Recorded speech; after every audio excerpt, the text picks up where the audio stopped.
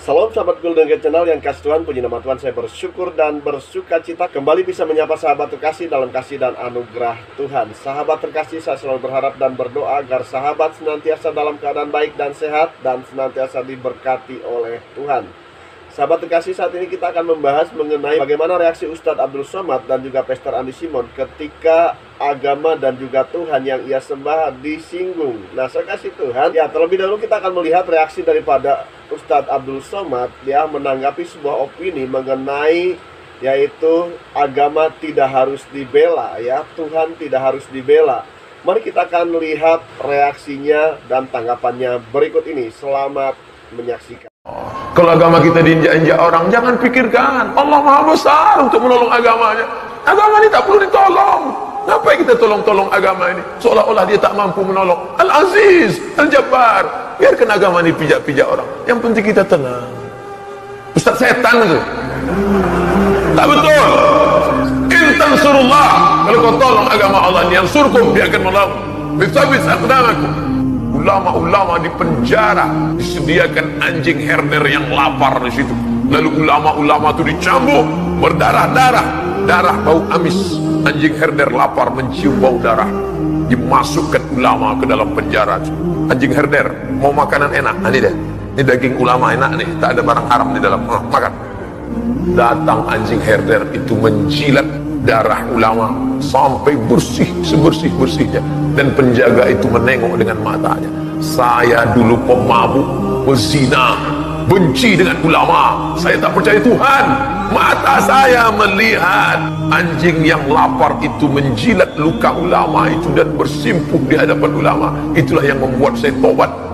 Allah mau menunjukkan anjing pun masih bisa membedakan mana ulama, mana perampok, mana penjahat. Tapi hari ini ada manusia yang katanya sudah lulus fit and proper test, tak bisa membedakan mana ulama, mana perampok. Tak tahu dia mana yang mesti ditangkap, mana yang mesti dilepaskan. Ya, demikian reaksi Ustadz Abdul Somad yang menanggapi opini bahwa agama tidak harus dibela. Nah, saya kasih Tuhan, di sini kita melihat ya Ustadz Abdul Somad menanggapi dengan begitu marah. Ya, sahabat yang kasih Tuhan, selanjutnya kita akan melihat di sisi lain di mana Ustadz Abdul Somad ya menyinggung agama lain, bahkan menyebut bahwa di salib itu ada jin kafir. Ya, sahabat yang kasih Tuhan, mari kita akan lihat videonya berikut ini. Tengok salib menggigil hati saya, setan. Karena di salib itu ada jin kafir. Dari mana masuknya jin kafir? Karena ada patung. Kepalanya ke kiri apa ke kanan? Ada yang ingat kan? Nah, itu ada jin di dalam. Jin kafir. Di dalam patung itu ada jin kafir. Makanya kita tidak boleh menyimpan patung. Jin kafir itulah yang mengajak. Makanya kalau keluarga kita di rumah sakit, di dalamnya ada jin kafir itu, tutup itu. Kalau sampai dia sakratul maut, kita tak ada di situ. Dia sedang menjajak jin kafir. Berhasil. Berapa keluarga orang Islam yang mati dalam keadaan su'ul khotimah? Dipanggilin, haleluya. Mati kafir. Nauzubillah. Nauzubillah. Selamatkan orang Islam. Jangan sampai mati su'ul khotimah. Ya, sahabat yang kasih Tuhan, kita melihat di sini bahwa Ustadz Abdul Somad menyinggung mengenai salib. Dan di sini saya kasih Tuhan, dia juga menegaskan bahwa umat muslim harus berhati-hati, terlebih ketika ada di rumah sakit dan kemudian mungkin ada keluarganya ya dalam kondisi akan meninggal. Ya, jikalau di rumah sakit itu ada salib, hati-hati katanya ya. Kenapa? Karena jin kafir akan memanggil supaya orang itu menjadi kafir. Sahabat kasih Tuhan ya. Ya, sahabat yang kasih Tuhan, pernyataan Ustadz Abdul Somad ini merendahkan makna dari salib. Kenapa saudara kasih Tuhan? Karena bagi umat Kristen, salib itu adalah lambang pengorbanan, di mana Tuhan Yesus sendiri mati di kayu salib untuk menebus dosa manusia.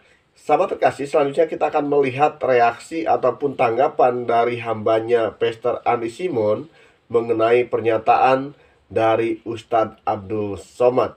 Bagaimana tanggapan Pastor Andi Simon? Mari kita akan lihat bersama-sama. Paskala pengampunan untuk saudara-saudara kita sekalian, termasuk untuk Bapak Ustadz Abdul Somad. Saya sebagai pastor, sebagai orang yang memberitakan salib Kristus, mengampunimu. Dan sekarang saya mendoakanmu. In Jesus' name, Glory to God. Bapak Ustadz Abdul Somad, kiranya rahmat anugerah, belas kasihan daripada Yesus Kristus yang terpaku di kayu salib, mati di bukit Golgota, memberikan rahmatnya, pengampunannya, belas kasihannya, dan juga kesehatan atas hidupmu, menyertai engkau dimanapun berada.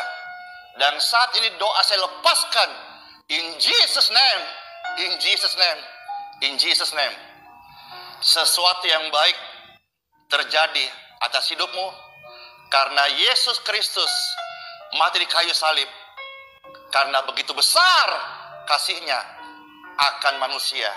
Ia rela korbankan segala-galanya supaya kita boleh menerima kehidupan yang baik dari Dia. In Jesus name, in Jesus name, I pray for Indonesia. Indonesia, damailah. Kami tolak roh perpecahan, kami tolak roh pertengkaran, kami tolak roh perselisihan. Meskipun berbeda Tuhan, tapi kami Bhinneka Tunggal Ika. Berbeda-beda, tapi kami satu di dalam tujuan, yaitu menjadikan Republik Indonesia menjadi negeri tercinta, aman, sejahtera, sentosa sampai selama-lamanya. In Jesus name, Indonesia penuh damai. Jesus bless Indonesia. Haleluya. Praise God forevermore.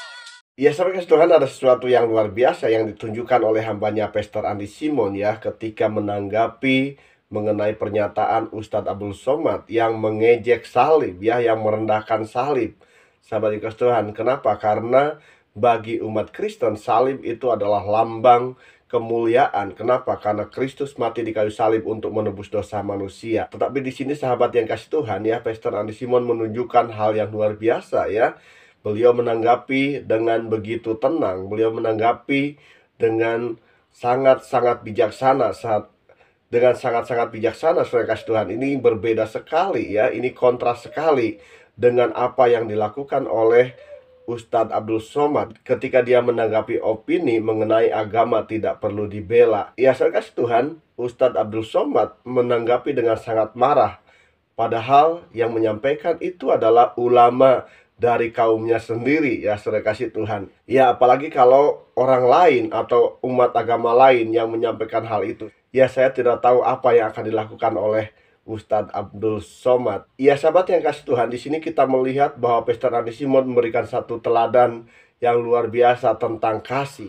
Ya, dimana firman Tuhan juga mengajarkan bahwa kita harus mengasihi dalam situasi dan kondisi apapun. Ya, dan bahkan firman Tuhan mengajarkan bahwa kita harus mengasihi musuh kita. Saudara kasih Tuhan, firman Tuhan di dalam Matius pasal 5 ayat 43 dan 44, demikian firman Tuhan. Kamu telah mendengar firman, kasihilah sesamamu manusia dan bencilah musuhmu. Tetapi aku berkata kepadamu, kasihilah musuhmu dan berdoalah bagi mereka yang menganiaya kamu. Ya, saudara kasih Tuhan, kita melihat di sini bahwa Ustadz Abdul Somad sedang menyebar yang namanya satu permusuhan. Saudara kasih Tuhan ya, dengan pernyataannya. Ya, tetapi di sini kita melihat Pastor Andi Simon menanggapi dengan penuh kasih.